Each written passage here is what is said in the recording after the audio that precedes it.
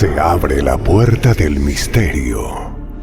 Llegamos a un mundo lleno de enigmas, leyendas, mitos, hechos increíbles y situaciones extrañas. Agudicemos nuestros sentidos. Llegan los enigmas del mundo con Diego Reyes Prieto. El asesinato de Gaitán, el Bogotazo, las piezas que empiezan a encontrar sentido en este rompecabezas y que poco a poco vamos reconstruyendo lo que pudo ser la verdad de ese día.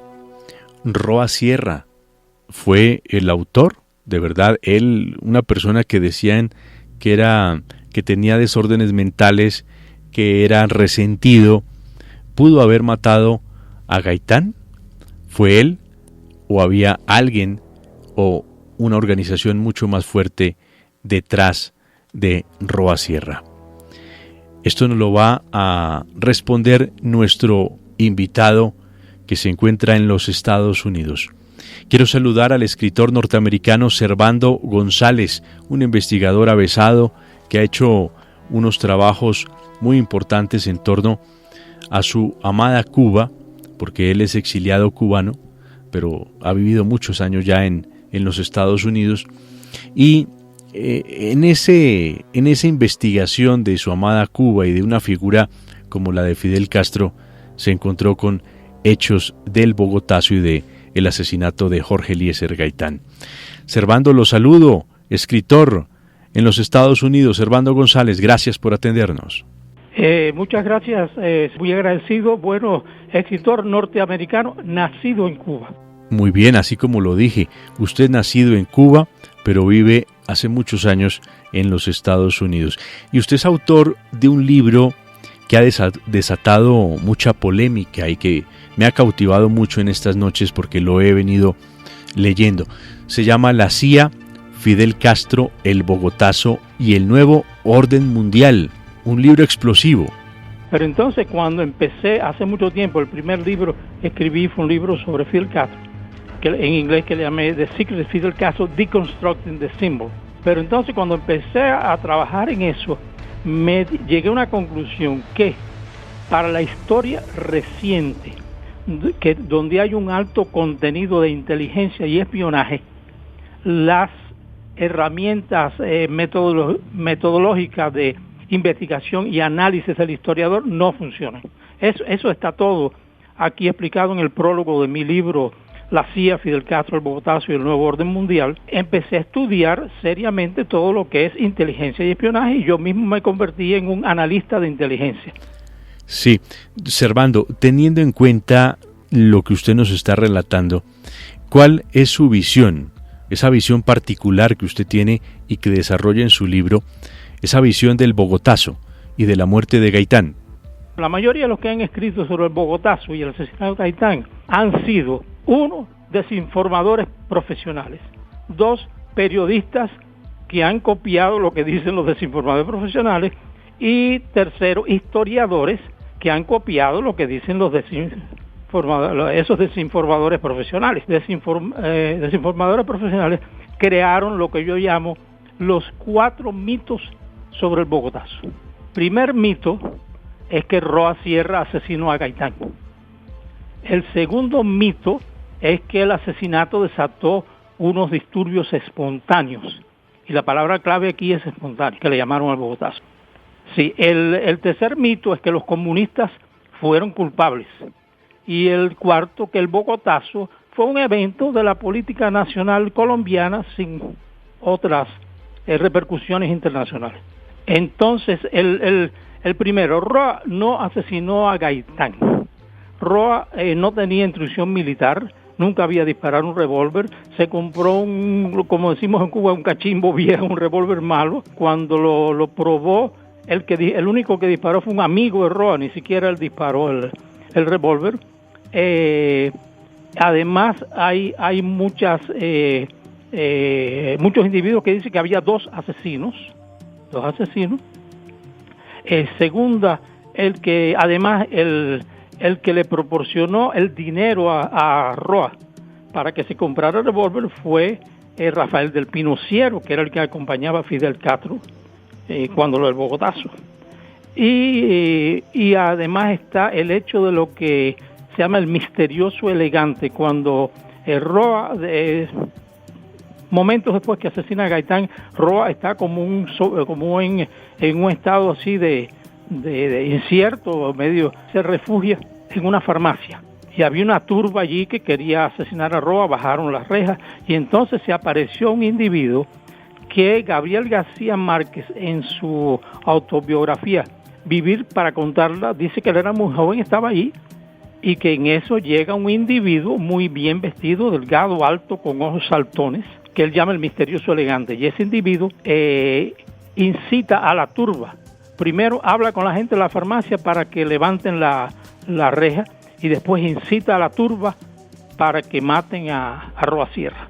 Y después, cuando la turba arrastra a Roa Sierra, llegó un automóvil nuevo y se llevó al misterioso elegante. Ese individuo elegante de los ojos saltones también había sido mencionado por la secretaria de Gaitán, que Roa Sierra había ido, creo que hasta un par de veces a la oficina tratando de tener una entrevista con Gaitán, y había ido acompañado por este individuo de los ojos saltones. Nadie ha podido descifrar quién es hasta ahora, ¿no? Yo tengo una teoría que el misterioso elegante era un individuo llamado James Jesus Angleton, que fue jefe de contrainteligencia de la CIA y la mano derecha de Allen Dulles, y que era el jefe de toda esa parte de la CIA. Después vamos a hablar sobre la CIA, que estaba en el asunto de los asesinatos y guerra psicológica.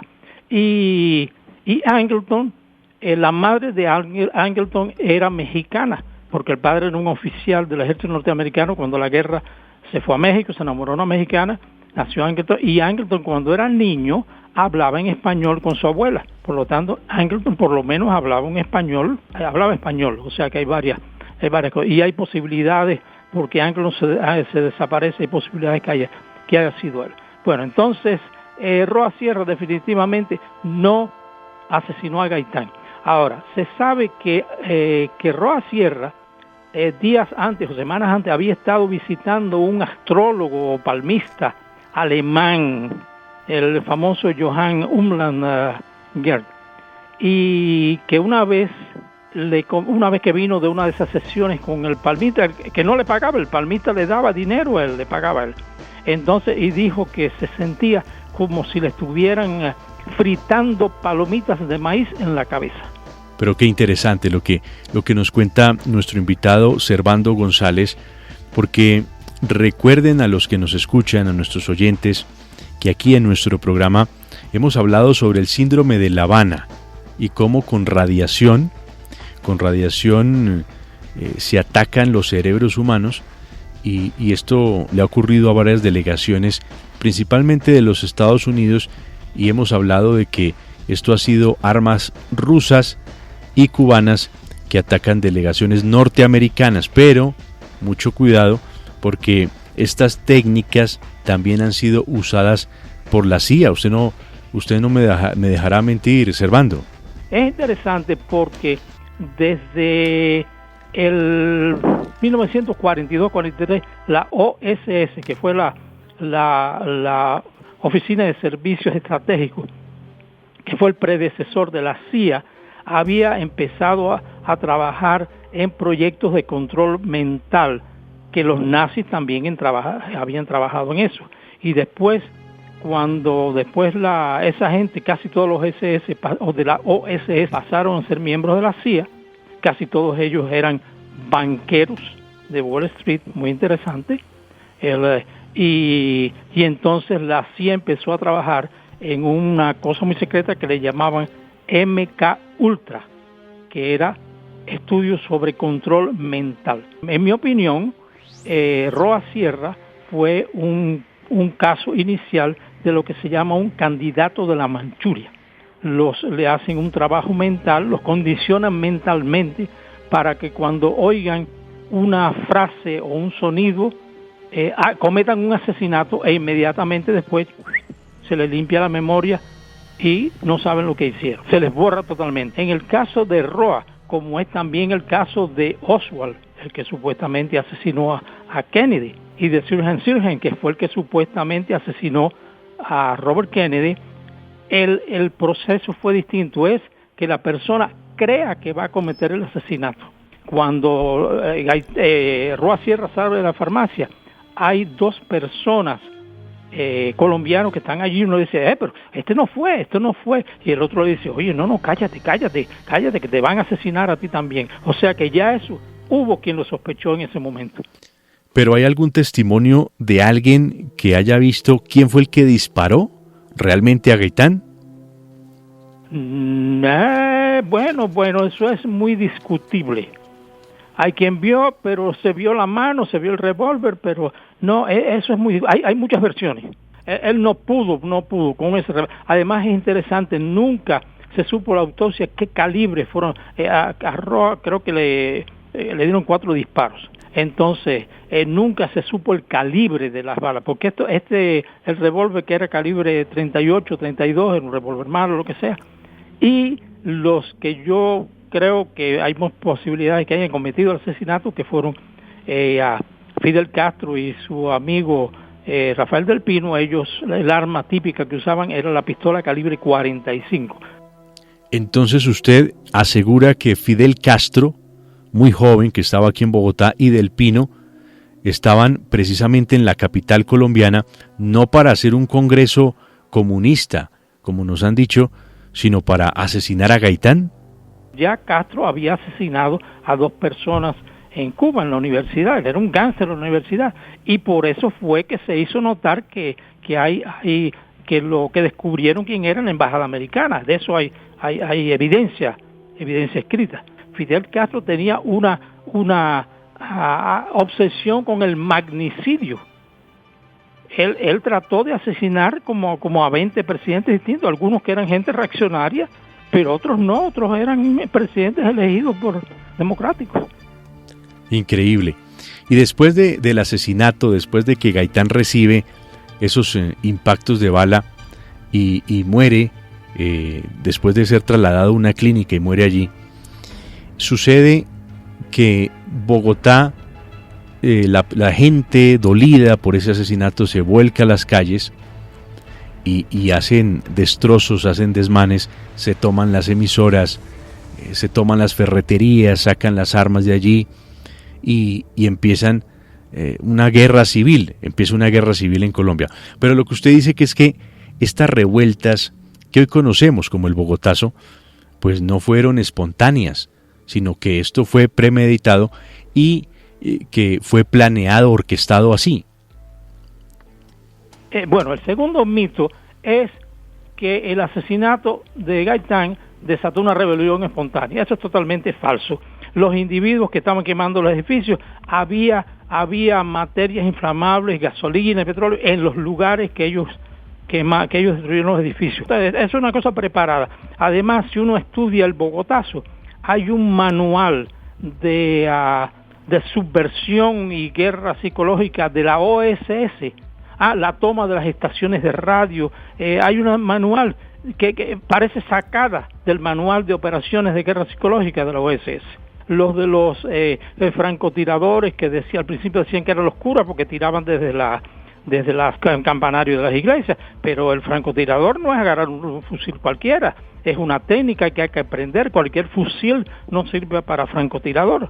Bueno, hay muchas cosas o sea, el Bogotazo no fue nada de espontáneo, es una cosa que fue planeada de antemano y lo llevaron acá. Los tipos llevaban unas listas, además cuando llegaban a un lugar le decían a la gente que evacuaran el edificio y después le metían candela. Todo eso fue nada. Pues increíble lo que escuchamos hoy con estos testimonios que son más que autorizados en el tema de el asesinato de Jorge Eliezer Gaitán, que cada 9 de abril lo vamos a recordar, pero que siempre patinamos sobre los hechos, pero muy pocos elementos nuevos vienen apareciendo en esta historia. Aunque hoy hemos aprendido una barbaridad y podemos decir de que esto más que una persona resentida que quiso vengarse, no sé, por el resentimiento que le generaba, porque Gaitán en su momento fue sumamente exitoso y él no, y estoy hablando de Roa Sierra, más que este resentimiento que llevó a una persona a asesinar a este líder político, pues nos damos cuenta de que esto no fue simplemente así, sino que los elementos que orbitan en torno a este asesinato, que muchos lo han calificado en su momento al asesinato del siglo, hechos que tuvieron estas dimensiones tan grandes y tan impactantes para Colombia y para América Latina, pues vemos que aparecen elementos como la CIA, y ya como don Servando nos ha venido explicando, pues hasta Fidel Castro pudo haber sido el autor de este hecho. Pues el autor material, pero el intelectual, sabemos que son esos poderes que manejan el mundo y que querían desencadenar una revuelta o una revolución en Colombia para iniciar hoy lo que conocemos como el nuevo orden mundial. Eso es lo que nos explica don Servando González desde los Estados Unidos. Servando, agradezco que usted haya estado aquí con nosotros y gracias porque siempre está aquí al tanto de lo que sucede y nos ayuda con su sabiduría todo lo que queremos desentrañar en estas noches de Pandemia Misterio. Le agradezco mucho, Diego, que me he sentido muy bien, bueno, usted lo ha notado, y hablando, ha sido una conversación como hablando de sobremesa y muy acogedor en su programa y cómo no. Y los invito nuevamente para que nos sigan en nuestro canal de YouTube, buscándonos como Pandemia Misterio en YouTube, Pandemia Misterio, el canal de iVoox, nuestro podcast en iVoox, es como nos buscan como Sentido Radiofónico y ahí nos podemos comunicar por esos medios. Pandemia Misterio en YouTube y gracias por estar en esta noche con nosotros.